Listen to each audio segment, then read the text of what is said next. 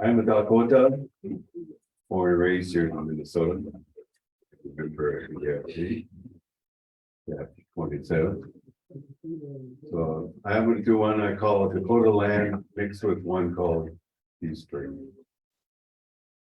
Oh, yeah, hey, hey, oh, yeah. Sorry. Hey, hey, oh, yeah.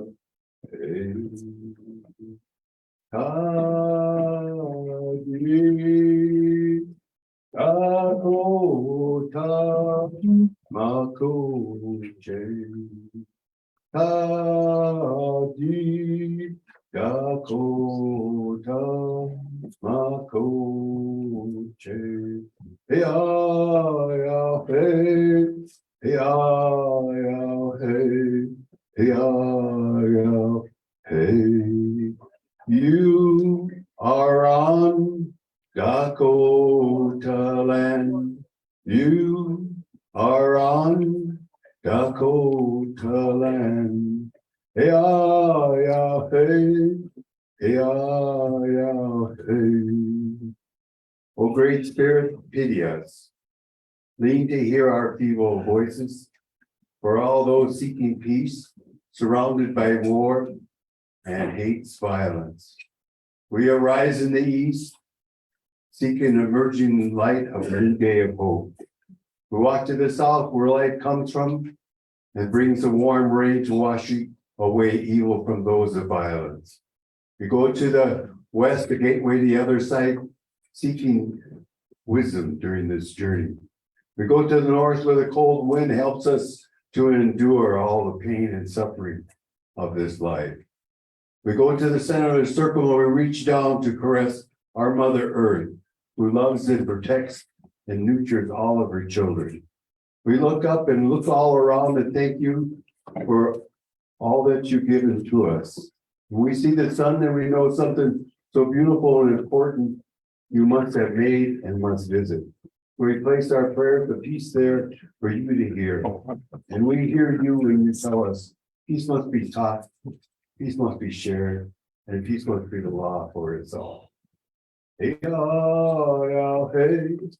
Hey, ya, ya, hey.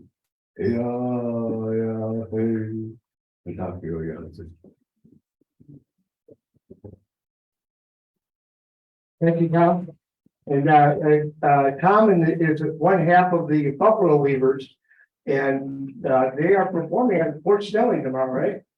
At 1 o'clock at Fort Snelling, and they were nominated for. Actually, they won the Native American award for best duo. Okay, so yeah, Tom is really good to see. And Tom should have said you particularly church meeting area. May 28th, Sunday morning, 10 o'clock, and it'll also be 9:30, 29th at our memorial. Our day of service done by the state capitol, but it did not vote. Two more opportunities to see Tom is great. Thank you, Barry, for the announcements. You would have room for announcements, I guess, but I also want to say that I am a proud member of WAMM, Women Against Military Madness. And I'm also a member of the YWCA. So I'm taking a habit of getting in the back door and saying, hey, check this guy's gender. What's he doing here? But I'm a proud member of WAMM. And you know what? WAMM Invest for Peace. This is I've come here on the mic, but Veterans Peace and WAMM.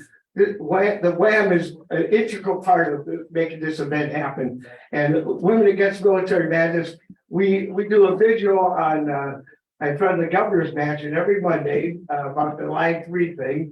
And I always say it's a vigil / organizing meeting because we have the WAMMers and the Vets for Peace people, and we get together, we organize out there and on the vigil. So a round of applause for the Women Against Military Madness. They are the mothership, and you know what? The mothers and women have always been in the forefront of any peace movement in this country, and they still are. And speaking of which, it's my great pleasure to introduce our guest speaker tonight, who, when it comes to courage, she's got more courage in her pinky than I have in my entire body.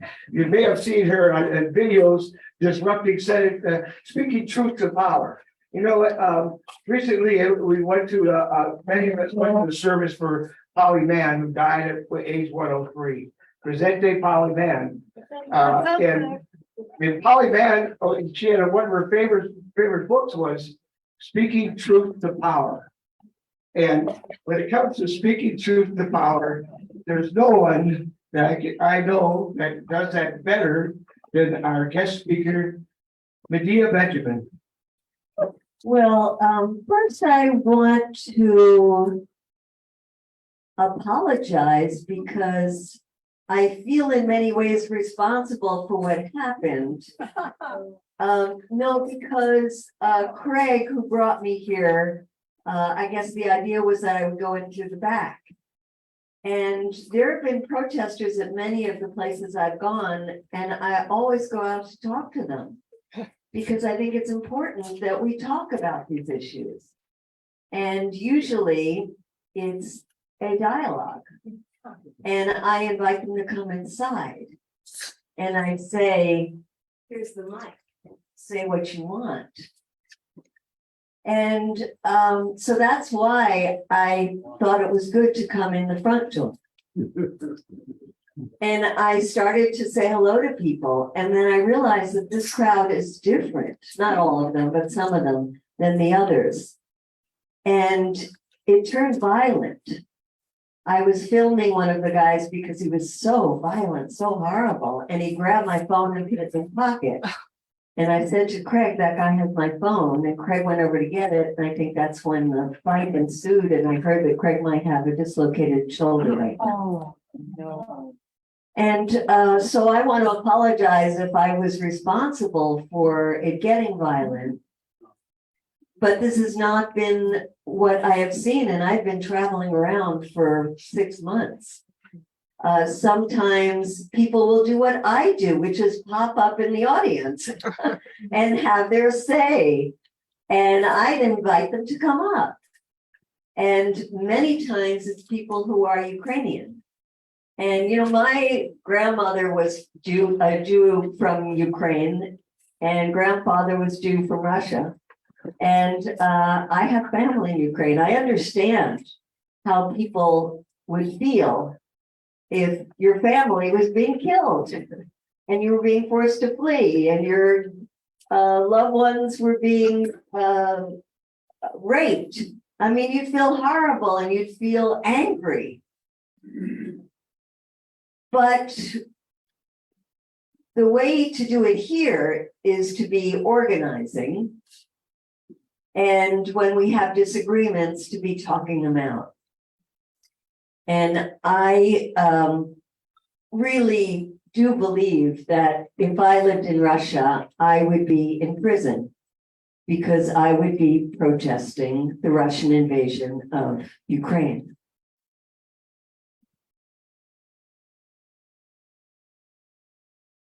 I am criticized sometimes for being too hard on Russia. And I say, what Russia is doing is horrific.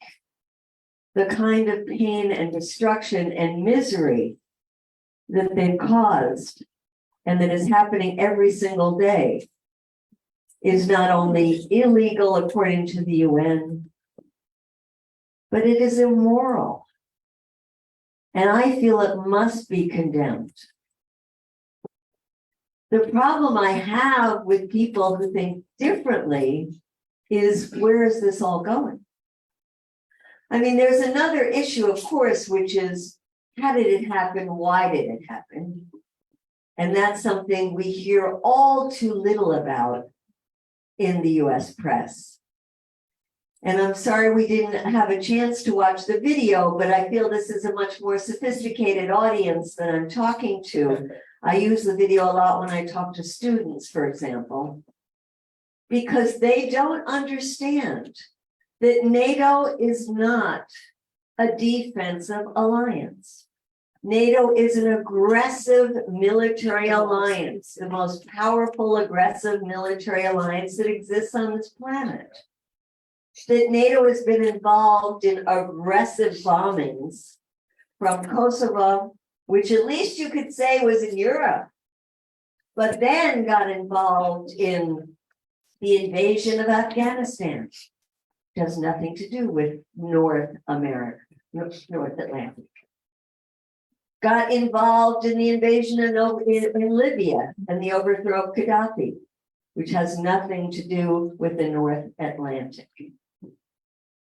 Has not only gotten involved in this conflict in Ukraine, but has its sights set now on a conflict with China. And just like in the US, security doctrines and plans that are put out, so too, when you look at what NATO says, they look at China as the main adversary. So you have an aggressive alliance that is going all over the globe. If it doesn't, through the expansion, adding more countries that got closer and closer to Russia's border, they're also adding strategic partners in other parts of the world. And so you have an aggressive alliance that went against the promises that were made by the US when the Soviet Union dissolved, and encroached more and more on Eastern Europe, closer and closer until it was indeed on Russia's border. And I think it's important, as the New York Times ad that Colleen and others have put up on the wall. And thank you for that and for the names of very important people that put their names to that, to look at not only the encroachment and the surrounding of Russia, but look at it from the point of view of what would happen if it was happening on our border. We are, quote, celebrating now 200 years of the Monroe Doctrine, where it was US doctrine to say that no other hostile power would be able to come into our backyard, which was not Mexico. It was all of Latin America and all of the Caribbean. The US would never allow a hostile military agreement in Mexico with Russia or with China or with any other power that was seen as hostile to the US government. And we know the history of the US of intervention after intervention after intervention and overthrowing governments, and especially in Latin America, because it was the US, quote, backyard. It is not right, just as it is not right that Russia invaded Ukraine. But there is something to understand about the interests, the security interests of large powers and what they are willing and not willing to accept. And so we have the history of NATO, which should have dissolved at the time that the Soviet Union fell apart. This would never have happened if NATO had dissolved. And instead, it did just the opposite. And then there is the issue of direct US involvement in the internal affairs of Ukraine. Now, we have years and years that we talk about Russiagate and Russia interfering in the internal affairs of the US. And people are very upset, even though it was mostly just garbage. Very upset about the idea that a foreign power would intervene and try to influence elections in the United States. And yet we have proof of the US direct interference in Ukraine, even before the uprising of Maidan. In fact, Maidan happened in 2014. You can look back at just 2013. and see Victoria Nuland, who I don't know how she manages to stay in power through Democratic administrations, Republicans, Democrats messing things up all over the place, but she manages to keep her power.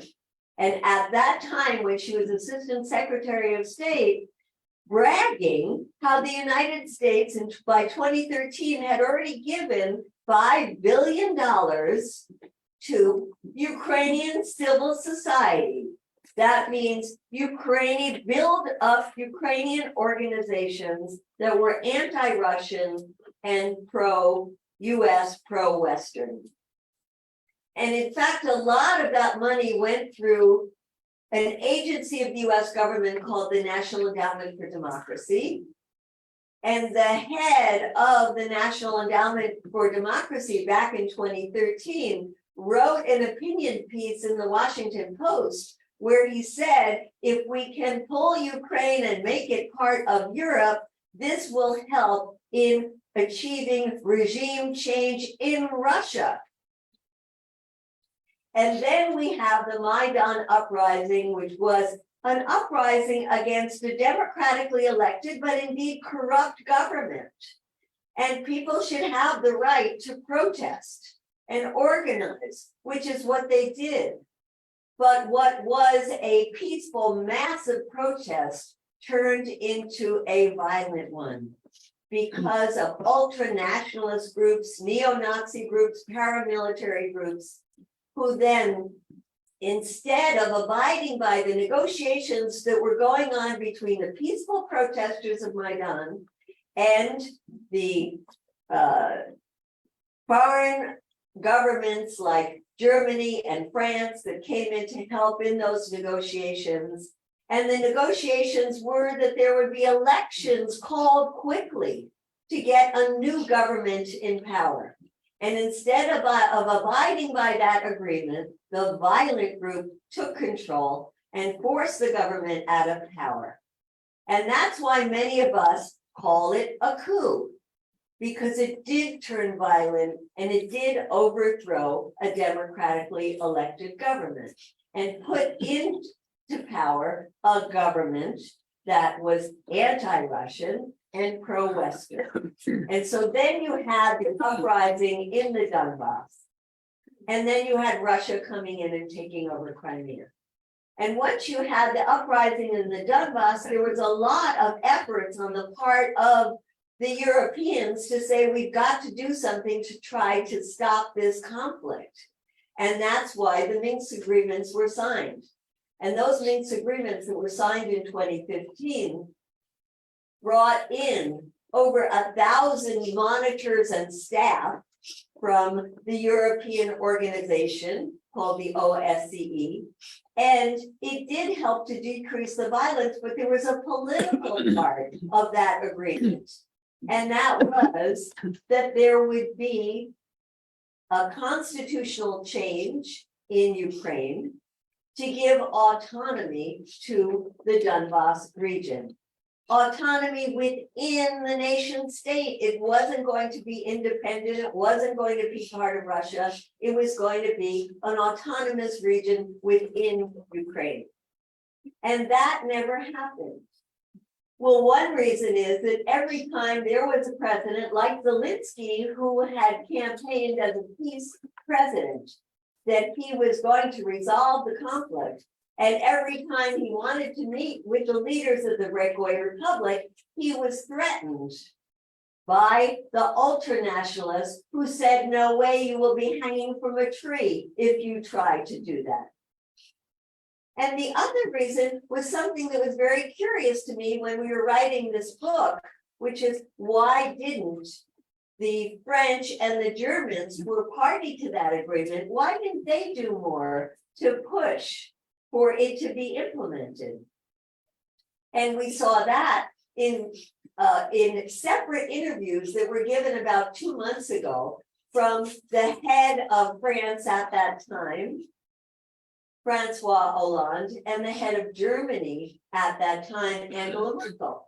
And they said very, very similar things, which was that Minsk peace agreement was actually an opportunity to buy time to arm Ukraine. So they never thought of it as a real peace agreement that should be implemented.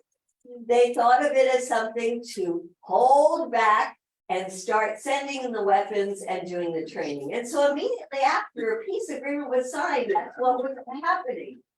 And the US under Obama had a limitation, you could only send in defensive weapons. When Trump came in, that was lifted. And there were all kinds of weapons that were pouring into Ukraine. And the West was training 10,000 Ukrainian soldiers every year. So this conflict has gone on for a long time with very heavy involvement from the West and particularly from the United States. And so when we talk about the invasion that happened on February 24th, yes, that invasion happened on 24th, but there was a lot that was leading up to it. And there was a lot that our government could have done to stop it from happening.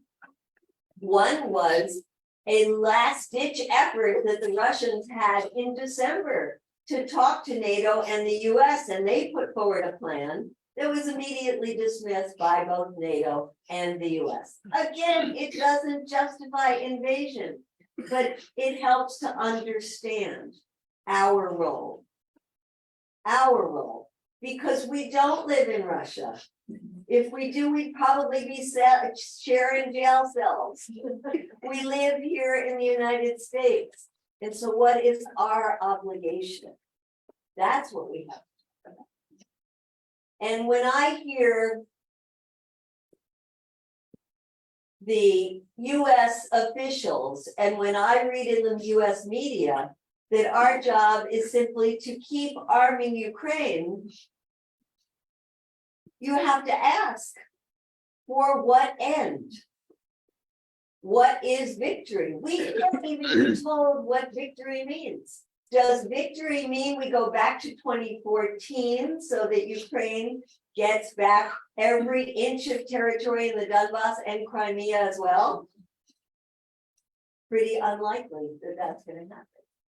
Does victory mean just going back to where things stood before the February 24th invasion? We've been told two different things by our government in terms of what victory means, and those are two very, very different things. We also see how we are walking, and I wouldn't say sleepwalking, I would say with our eyes wide open into World War III or a nuclear war. And you know that Biden, from the very beginning, kept having these red lines. We're not going to give this offensive weapon. We're not going to give that one. We're not going to give the HIMARS. We're not going to give the tanks. Now we're not going to give the F-16s. Guess what? Keeps going over those lines because there's pressure happening.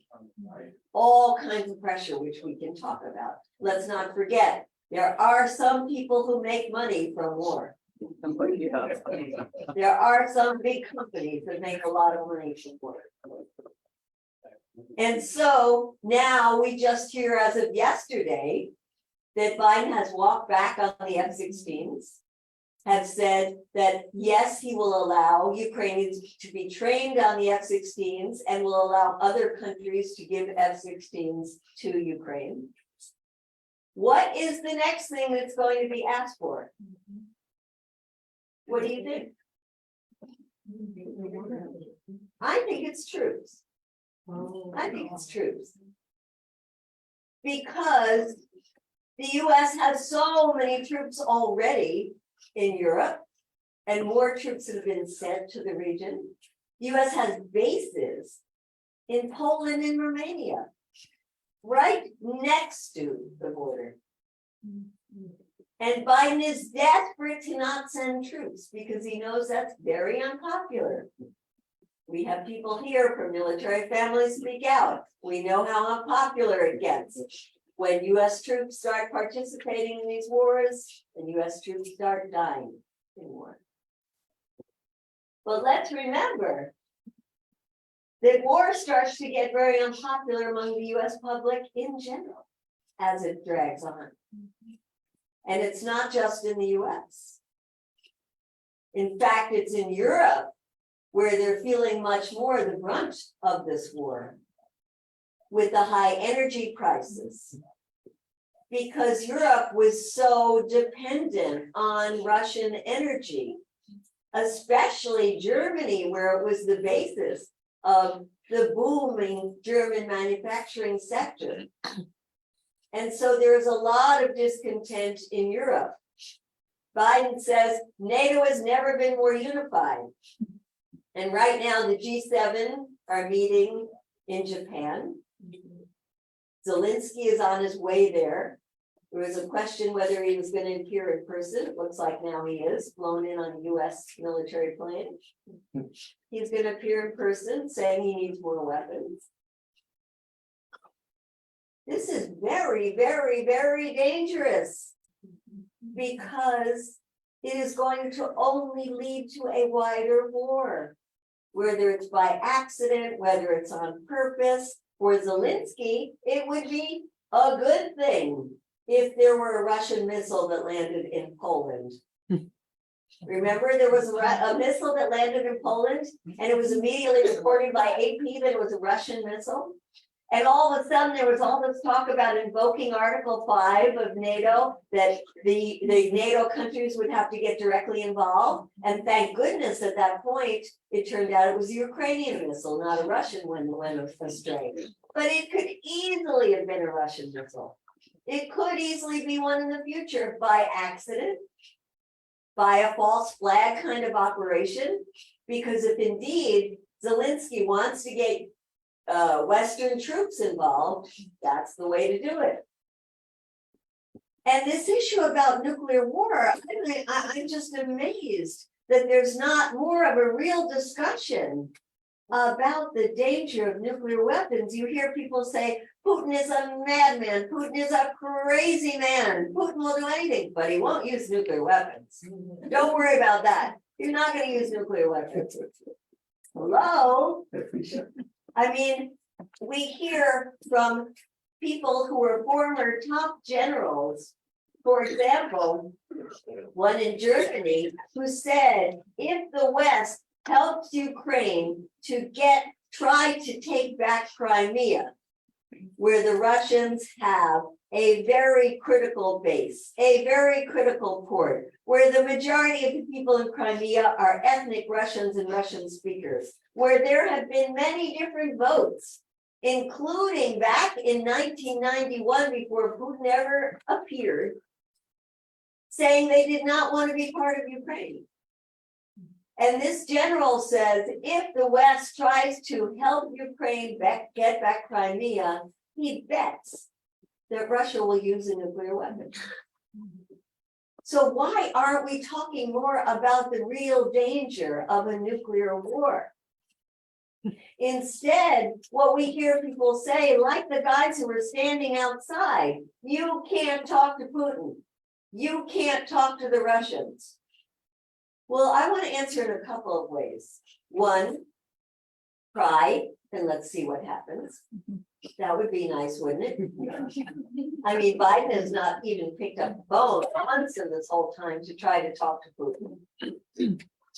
The other thing is that their Ukrainians and Russians are talking every day about a number of different issues. For example, the grain deal has gotten 20 million tons of grain out of Ukraine to the world community, was just renegotiated as of yesterday for another 2 months. Despite all kinds of problems that both sides are saying they're violating, it still gets negotiated because there's a lot of world pressure from the UN, from the Turkish government, from countries around the world that need that grain. They're pressuring both sides, and both sides feel the pressure, and they're coming up with the grain deal. And the grain deal is not just to get grain out of Ukraine, it's also to get fertilizers out of Russia that are very important to farmers in many parts of the world. They're also talking about how do we stop the largest nuclear plant in Europe, the Zaporizhzhia nuclear plant, from blowing up. Very important talks that have resulted in representatives from the International Atomic Energy Agency to be in the Zaporizhia plant. And there are talks that are happening all the time about prisoner exchanges. We only hear about it when it was once the US and Russia talking. We remember it was Brittany Griner because she was famous, and so we heard about that. But we don't hear that there are constant talks, not just talks. There are constant prisoner exchanges that are happening. Just about every 2 weeks, there is a prisoner exchange. And many of them are hundreds of prisoners at a time. Just imagine how difficult it is to organize a prisoner exchange, to figure out who's going to be exchanged for whom. How is it going to happen? Where is it going to happen? Are you going to trust the other side to actually do it? And it's happening constantly. Just like there are talks to get bodies of dead soldiers back to their families and wounded soldiers out. So there are talks happening. The question is about talks to end the conflict. And there we have a history that's very important for the American people to know, and they don't know, which is a history of US blocking talks. So we have the talks that started out just weeks after the US invasion. And any academic study will tell you the best time to have talks after a conflict starts is immediately after it started in the first month. And that's why the Turkish government, the Italian government, the Iraqi government, the Israeli government, I mean, some would say to the Israeli government, stay home and try to solve your conflict, but in any case, all of these heads of state saying, we've got to do something about that. And the ones that had the most momentum were the Turkish talks. And they were going extremely well, so well that they came up with a 15-point peace plan. And Zelensky had gotten in front of his people and said that we won't be able to fulfill our dream of joining NATO. We will have to be a neutral state with security guarantees, and there will have to be some kind of implementation of a peace agreement in the Donbass, and the issue of Crimea we can deal with down the road, 10 or 15 years down the road. That was what they were talking about. Until the head of the UK, Boris Johnson, shows up and says, the collective West doesn't want you to make an agreement. We want you to fight back for your rights, and we will be there with you, and quash the agreement. And that we heard from the Turkish foreign minister, and that we heard reported in a newspaper in Ukraine that is very anti-Russian.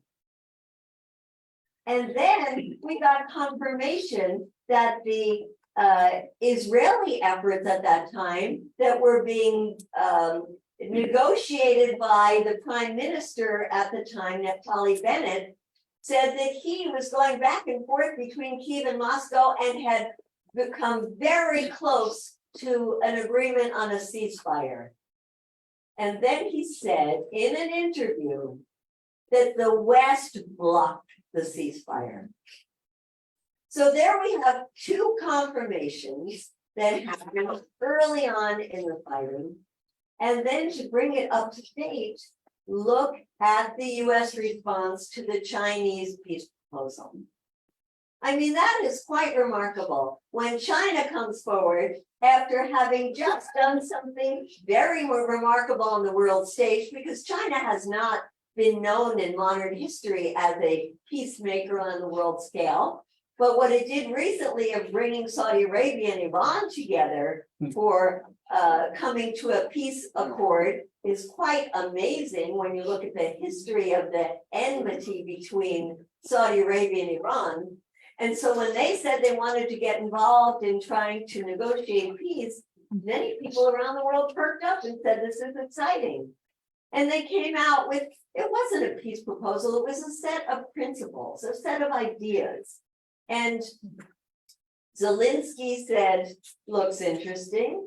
The Russians said, looks interesting. The chief negotiator for the Chinese was just in China, just in Ukraine this week, talking about a peace proposal. And yet, when that proposal was unveiled, the one country that immediately came out and said, "Hooey on you," was the United States, was the Biden administration. They said, "Ridiculous. How could the Chinese talk about peace? They're too close to the Russians.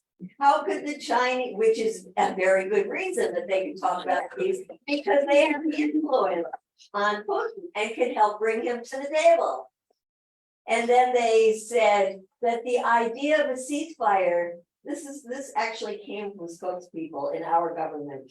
A ceasefire would be illegal. It would be illegal because it would solidify the gains that Russia had made. That Russia had made in Ukraine. Yeah, that the territory that Russia had gotten would be held by a ceasefire, or would be validated by a ceasefire. Which is ridiculous, because a ceasefire is just part of let's stop the killing and let's get the talks going, and then you find a compromise. So we have to recognize where we stand today. G7 meeting, Zelensky there asking for more weapons. The world community outside of the G7 calling for something to be done to stop this war. So we see it coming from a lot of different quarters. Okay, there's one quarter that's very strange. That is, it's coming from Trump.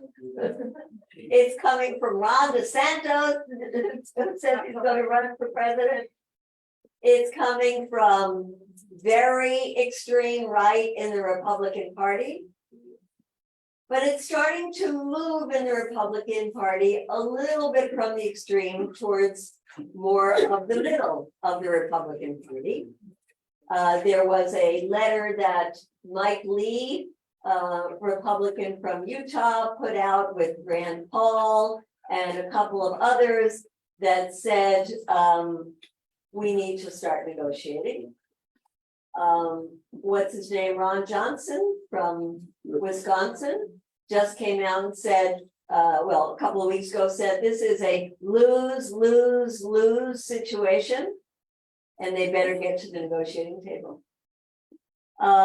We hear it in leaked Pentagon documents that says this is a stalemate. We hear it before they forced him to walk it back from Mike Milley, the chair of the Joint Chiefs of Staff, who said it's a stalemate, doesn't look like any victory, would be a good time to seize the moment and go for a negotiation.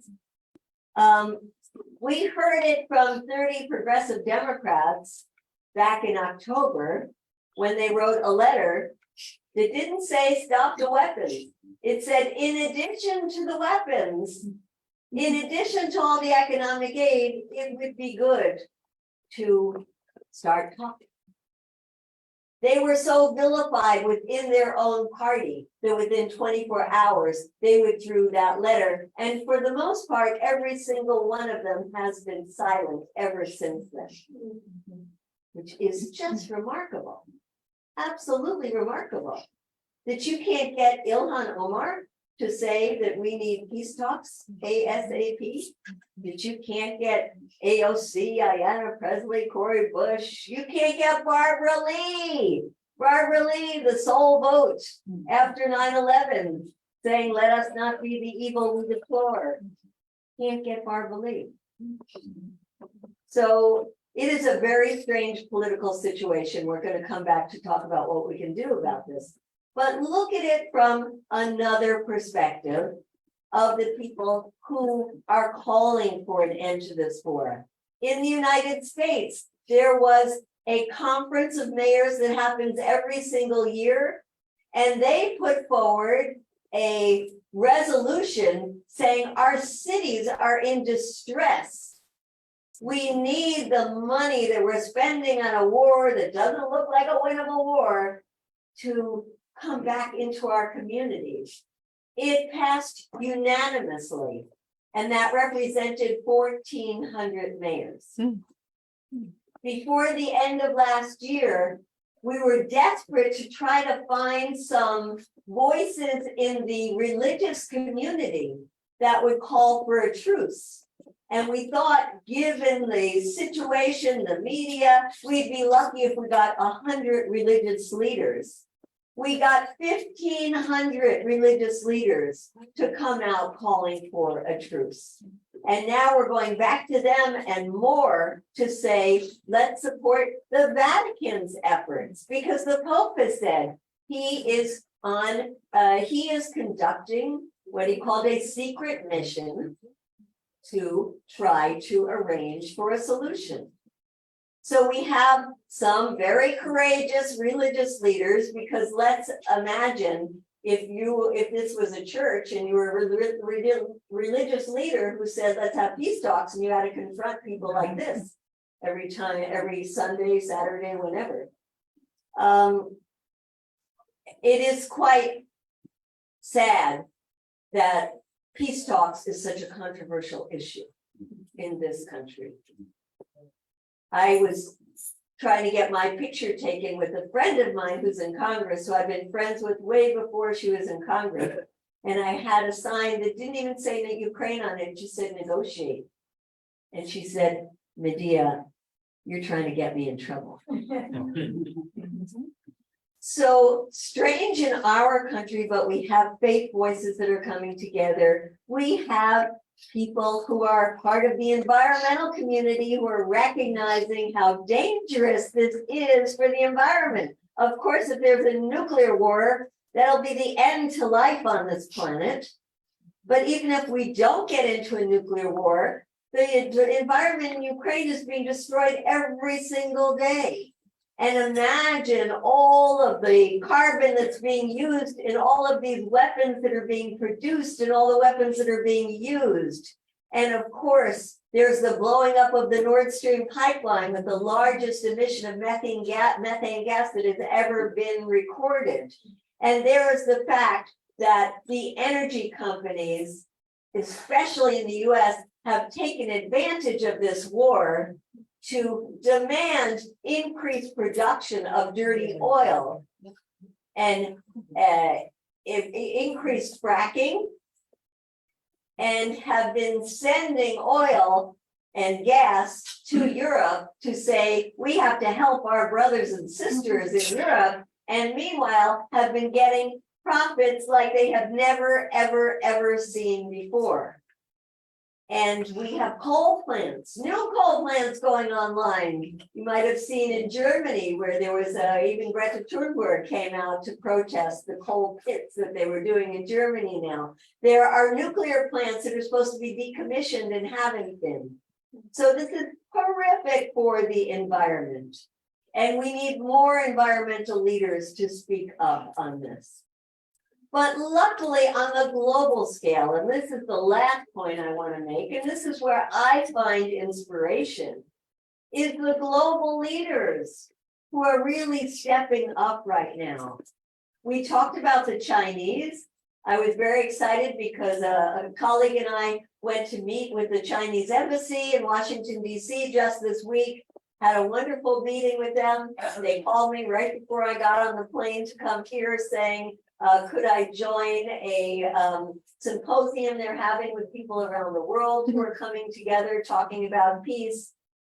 We are working on the grassroots side for a meeting in Vienna that's happening on June 10th that's bringing people together from all over Europe and the global south and folks from the US to put out a global call for peace. And then we're going to take that to the capitals of all of the NATO countries, as well as to Kyiv and to Moscow. And then we see some amazing other global leaders, not just the Chinese, not just the Pope, but what is very exciting is that there are 6 leaders of African countries brought together by South Africa that have just announced that they are traveling to Moscow and Kyiv, and they are trying to get involved in pushing for peace talks. And then on top of that, there are some wonderful leaders like the head of Brazil, the president of Brazil, Lula Ignacio da Silva. And he is somebody who had been pushed by Biden to send weapons to Ukraine, just like Biden is going around to countries all over and say, send weapons, and there's now over 40 countries that are sending weapons. And he was in a meeting with Biden in the White House, and Biden was pressuring him. And he came out of the meeting and he said, we're not going to send weapons to Ukraine. What Ukraine needs is what this conflict needs is interlocutors who will talk to the Russians and say what a horrific mistake they made by invading, and will talk to the Ukrainians and say how important it is they sit down and talk about peace. And he said, I will create a peace club of nations around the world who want to come together to push for this to happen.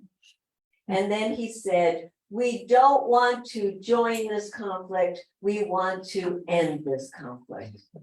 And so I want to end on that note to recognize that there are people around the world who are trying really, really hard, and they're looking towards us to push our government to be part not of fueling the conflict, but of ending this conflict. Thank you.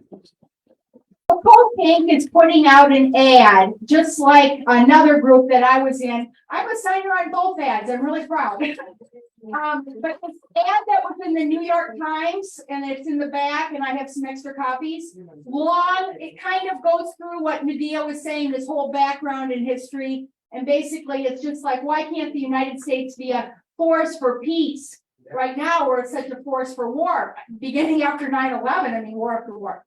So one of the things that CodePink thought of was, again, our representatives now are all afraid to say one word, to even take a picture with Medea. So if we have the CodePink ad coming out on Monday, May 24th, we have some copies. And then the other one, the longer, more in-depth one that was in the New York Times. By the way, I think somebody spent well over $150,000 for that ad. And, you know, it just kind of nobody empowered cares about anything. So trying to use these things that are already done. You don't even have to know all these facts. They're right in the two documents. We could organize to go to our own representatives. Ilhan Omar, Betty McCollum, Smith, Colt Klobuchar, down south, Angie Craig, the one in Rochester.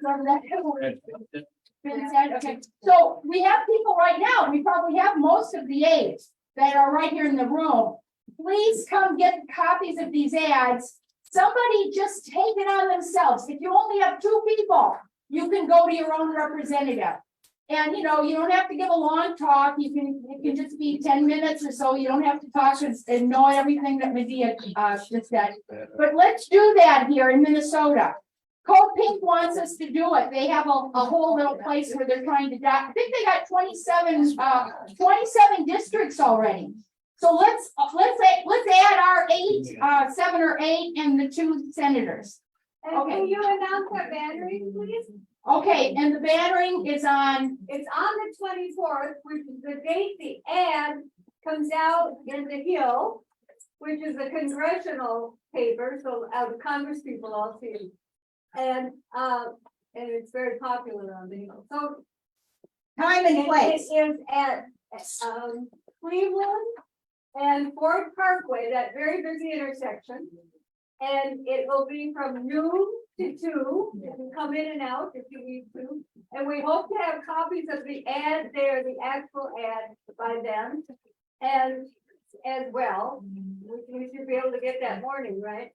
I hope. Anyway. And will it be on the WAMM calendar too? The bannering? Yeah, I think it is. Okay. Because it's gone to Christmas. So we hope you will join us bannering, that we have a huge sign that will be on the side of the Veterans for Peace bus that says peace in Ukraine. Wow, great. Yeah, everybody try to come, and then let's see if we can organize to get these to the reps. Excellent, yes, and we're passing around sign-up sheets. Even if you're part of the groups, it would be great if you could sign up because we want to stay in touch with you on this issue to tell you how it went, to give you some ideas of new actions that we're taking. We'd like it to tell you how things go at that Ukraine global gathering that's happening in Vienna, Austria, one of the few neutral countries that still exists in Europe. So please sign up so we can stay in touch with you. And Barry, I'm sorry. Yes, my question, my understanding is that, troops are forming along the borders of Russia, Ukraine, that's what I heard. And also that to the extent that we're actually using depleted uranium. Yeah, he's talking about the DU, which is depleted uranium. That's being introduced into the battlefield. And a lot of people that are familiar with depleted uranium that we used in Iraq, they're still dealing with that shit.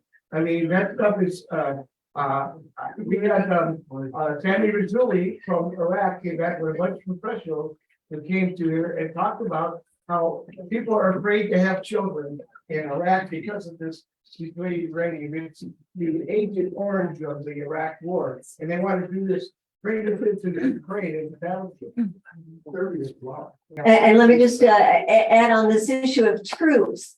When there are discussions about what kind of concessions could be made if they get down to the table, the U.S. could play a big role in this because the U.S. could say that we're going to take our troops away from the border areas, that we're going to give the Polish and Romanian bases back to the people in Poland and Romania. And of course, there's a lot of arms deals issues that we need to talk about, but those are the kinds of things that could be negotiated if there was a will. I think you're next. I'm Gail Hughes. I wanted to let you know that something has come out recently by Jeffrey Sachs, who is one of the most well-known political economists in the world, has been for decades. He's an insider. He gave a talk with Professor Kaczynowski at the University of Ottawa on May 3rd. And he mentions that the U.S. has, quote, lost its mind. The U.S. has lost its mind. And he said in passing that the Maidan, one of the instigators, the instigator of the overthrow of Yanukovych was the demonstrations in Maidan in Ukraine in 2014. He says those demonstrations, not necessarily with all protesters, but he said they were bought and paid for by the U.S. government. Which was the case in Iran in 1953. This is not a new thing. So there's that. It also mentioned that the global south, which represents 80% of the world's population, does not like what's going on. The U.S. makes it sound like everybody is in agreement, but that's not the case. And then I have some handouts if people are interested in Professor Kaczynowski at the same conference. There were only the two people at that conference. He's a Western Ukrainian immigrant, and he did an analysis of the trial that was held for the police, the Yanukovych affiliated police, who were charged with killing some protesters. Well, what came out from that trial is that the Maidan protesters were massacred not by Yanukovych affiliated police, but by snipers located in the Maidan controlled area buildings above. It came from above. Were they Nazis? I don't know. I printed out the abstract if you're interested, because what comes out in trials, you have discovery, so you learn things that otherwise we wouldn't learn. So that undermines, one of the pieces in the official story that the U.S.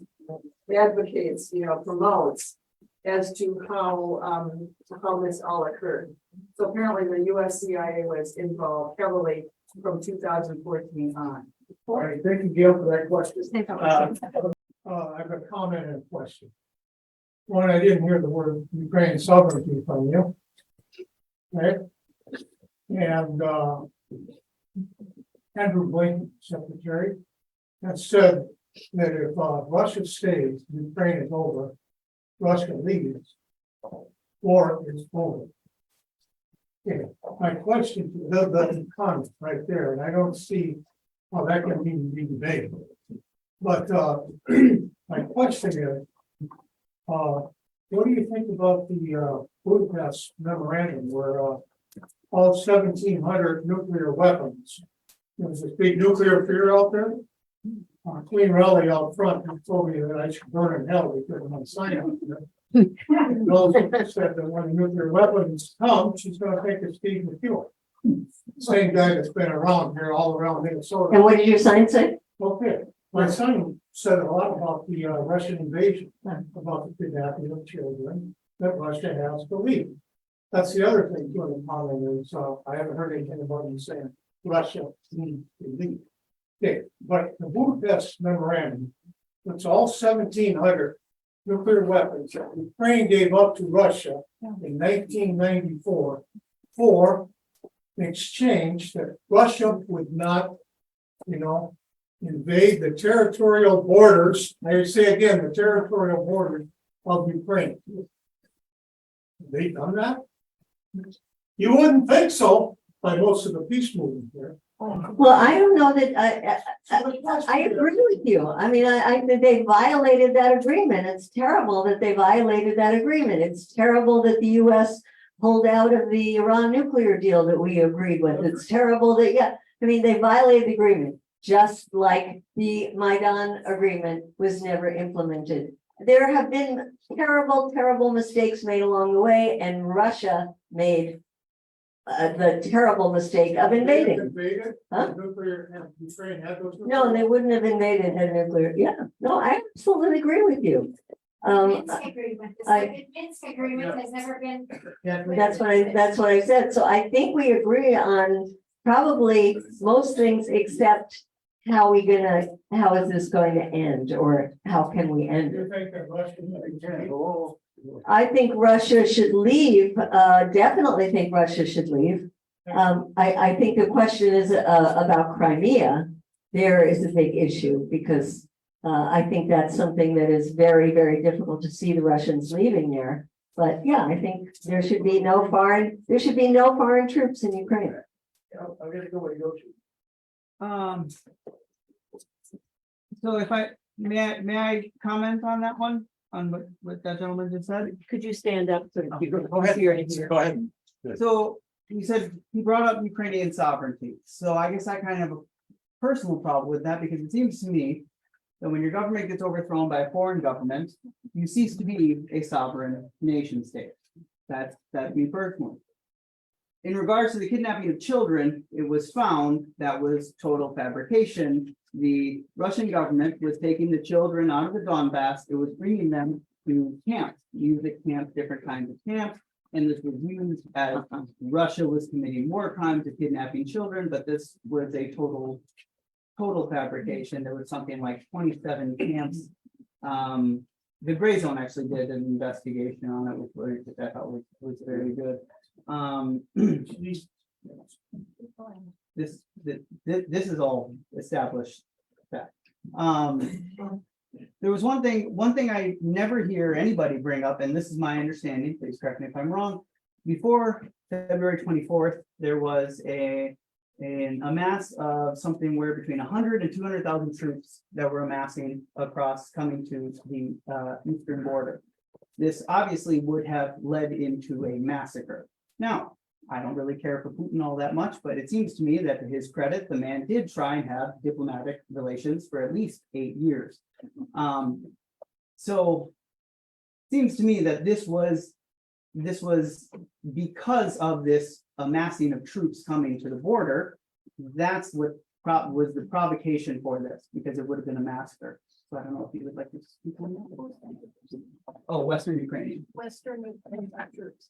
Yeah, I mean, on the issue of the children, I think we should recognize that war itself is a crime and that there's all kinds of crimes that are committed during wartime. And it might be very hard to sort out what is truth, what is fiction, and what is exaggeration, because there's a lot of that, what is propaganda. But I don't think we should try to cover over war crimes. And I think there are war crimes being committed every single day by the Russians. There are war crimes being committed by the Ukrainians. We have had evidence of the shooting of prisoners, evidence of torture of prisoners. And that's another reason to say we got to end these wars, because it's horrific for everybody. And I'm sure that there were children who were brought in to protect them. And I'm pretty sure there were children who were actually taken from their families as well. And then in terms of the massing of troops at the border, it still is not going to justify invading a sovereign nation. It still is illegal to invade a sovereign nation. I'm going to talk about bring up the cat. My name is Ken Shay. As we know, most national borders are synthetic. We can't hear you. The Ukrainian borders are recently found within the 20th century, correct? Now, what do you think the prospects are for peace back using a manner that we use to help this stand for Yugoslavia? Instead of component nations, and seems to me that we should be afraid of an attributed terrorism on any kind of peace deal that involves one side of the agreement from one side or the other, and that perhaps breaking up Ukraine into 4 or 5 component nations representing the various ethnicities that populate. That would give some real Donbass, Galicia, give them Dnipro, and give them all a chance to have their own little nation state, just like we saw in the basket of nations that right? Well, it's obviously it's not up to us. It's up to the people doing the negotiations, and I can't imagine that any Ukrainian government would agree to anything like that. I think that if we look back at what they were negotiating back in March, we get the outlines of what will be negotiated. And that is autonomy for the Donbass, and Crimea will stay in the hands of Russia. I don't think it's all that complicated what the end result of this would hopefully be on the positive side. And we're gonna go with Ireland and it's like you're so way too soft on the United States. That's my question. Well, that's why. That's can't hear you. This is why I say this. I'm not your traditional peace activist. I was on active duty at Fort Snelling. I was a computer specialist for about 10 years in the 80s, and I gradually became more and more hostile. And then I got activated, or not activated, because I wasn't active duty already, but I got mobilized and went to Saudi Arabia for the Iraq War. And that was really the feeling, based on a whole lot of reasons, about children in Ukraine being kidnapped. Well, and as you know, in the Iraq War, we had a whole barrage of propaganda. Dylan Holton was the place where I regularly stopped by on the Gahan Air Base to pick up their propaganda product. Where they're talking about babies being thrown on the ground, taking pouring out of baby babies. Everybody knows that there was an orchestrated political campaign, political warfare campaign, psychological operation. This is what the United States does. When I came back from before the Iraq War, we happened to be in Saudi Arabia, got to Kuwait. I saw the utter destruction on the highway of death, so-called highway of death, that the United States really overdid what they had to do. But it was the nature of the United States. That's what opened my eyes to a whole lot of things since then, and gradually becoming more and more critical of the United States. But just to jump on a couple things. What I was told when I asked a In the division I was in, it was the ammo division. And so the person who was the colonel who I was told, so if it's so, so how do you believe the American people that we're not a force for peace, we're not the solution, we are the fucking problem. And I know really far more than what is ordinarily said around here, we really are. Yeah, the problem is, who was it, Cheney said, you go to war with the military you have?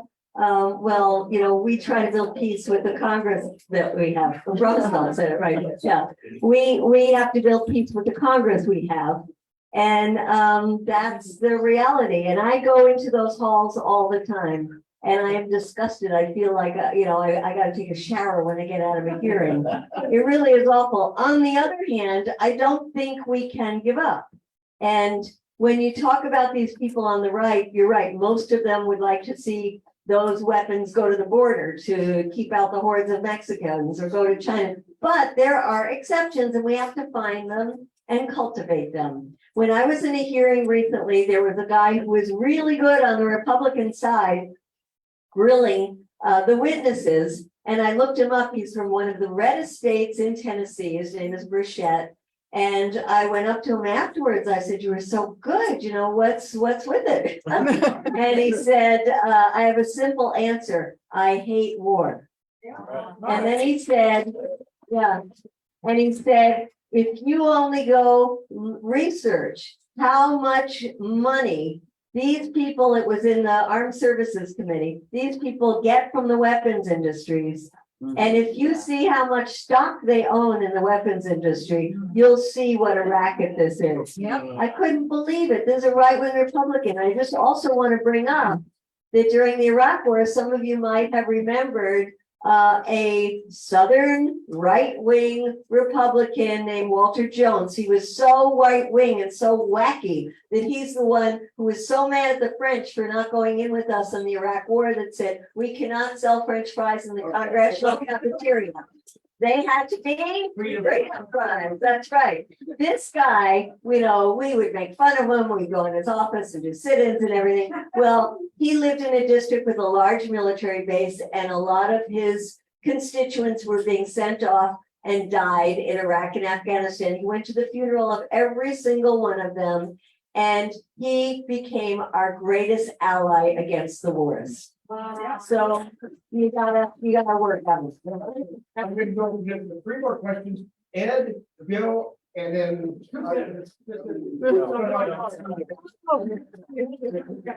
I'm saying we look to what they're really standing for.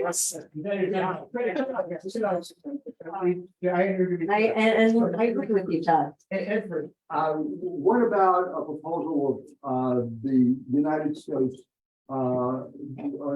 as a peace gesture to begin peace talks, to initiate peace talks, would withdraw the 10 nuclear missiles it's got just put in Poland, which Russia said was the provocation that caused their initial thing. And if the U.S. would do that as an initial peace offering, then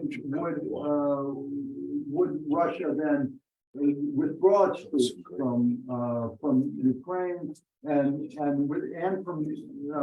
from Crimea, and Crimea would become neutral. Then it become a neutral state. Does that seem like a workable solution to you? And does it seem possible that the Russians are losing now on the battlefield, it seems, or at least going through some reversals? And would this be a good time for them to agree to some kind of peace talks like that? Yeah, the problem is, as Todd said, you know, the U.S. is not interested in peace. And as I've been saying, you know, in this talk, like the Secretary of Defense Lloyd Austin, who, by the way, came directly to his position from the Board of Raytheon, said that we have to weaken Russia. I mean, he said it right out loud. So the U.S. is not interested in any kind of gesture that would be a positive gesture towards peace. And also in this political climate, just imagine if Biden was going to do anything like that, what kind of blowback he would get from the Republicans. And with elections coming up, it would be soft on communism, soft on the Russians, blah, blah, blah. I mean, we have a problem in that, it's very hard in this political climate to do anything rational because you're always going to be attacked by not only your opponents, but people in your own party who want you to look tough. And especially when elections come. The only thing I would say just as to soften that is that politicians are also political creatures who go like this and see which way the wind is blowing.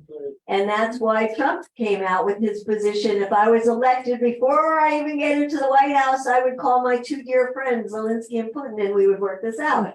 Because he knows that people want to hear that. And the latest AP poll showed that only 48% of Americans still want the US government to send weapons to Ukraine. And that's going to get higher and higher as time goes by. So elections are coming up. And, we have Bobby Kennedy, who has a position on Ukraine saying there needs to be peace talks. And I mentioned Trump and I mentioned DeSantis. So there are people, and Marianne Williamson is getting a little better and better on the Ukraine issue.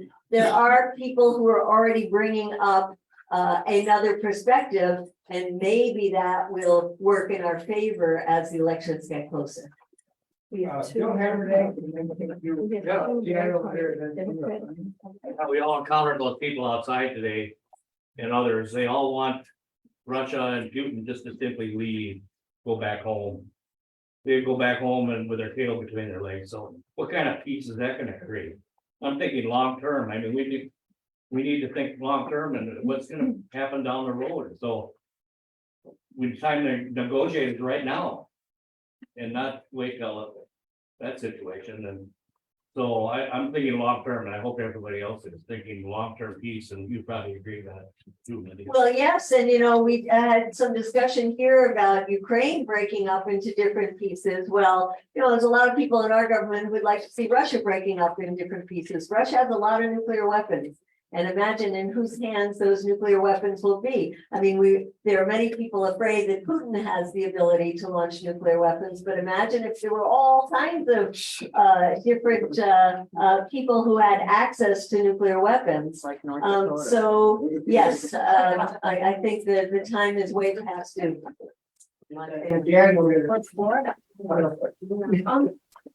I'm thinking like the point that you made about like if Russia or Taiwan was going to the US, what we would do.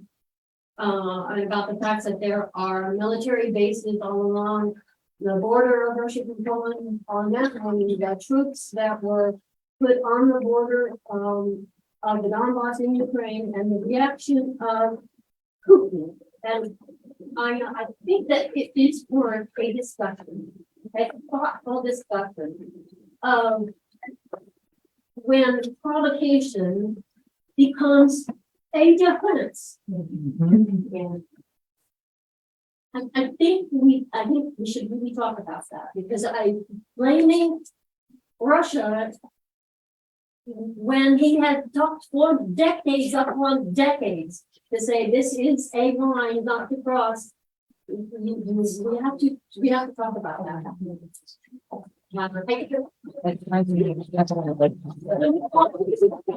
are the leader of a country. You have to ask, what is that leader going to do?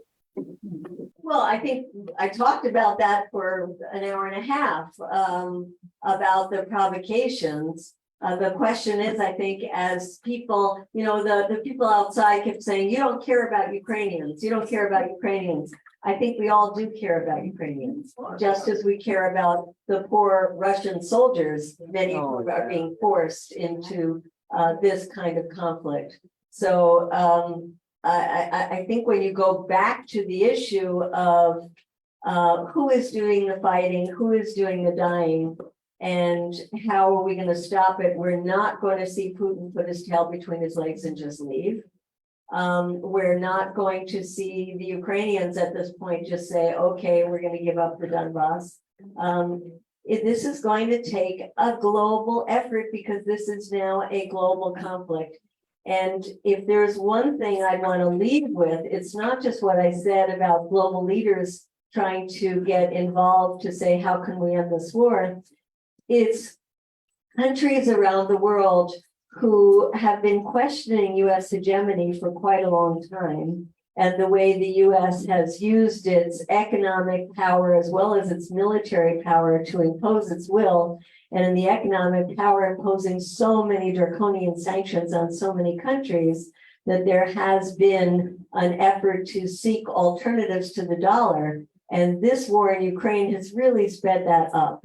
And so there are new economic alliances that are being formed. You might hear about the alliance of the countries called the BRICS that now control more of the global economic output than the G7 does. They are now starting to trade in alternative currencies. There are new regional groupings in Latin America that are coming together to try to get away from the Organization of American States, which is controlled by the US. We're in a period of tectonic shifts in geopolitics. We're seeing it happen in real time right now with this war in Ukraine speeding it up. And so if any of you thought that this empire was an empire in decline, the decline is happening a lot more quickly than we might have imagined a year ago. And while it is also, it's very dangerous time, it's also a time where we might be moving on to a real multipolar world where the US doesn't have the ability to impose its will. And you hear people like Marco Rubio from Florida, who has just been cruel the way he has imposed his will to punish Nicaragua, Cuba, Venezuela. And he is saying now we are sanctioning so many countries that they're now finding ways around the dollar. We're not going to be able to sanction them anymore. So this is one hopeful thing to leave you all with, that as our empire declines, there are other regional entities that are coming forward to create a different world.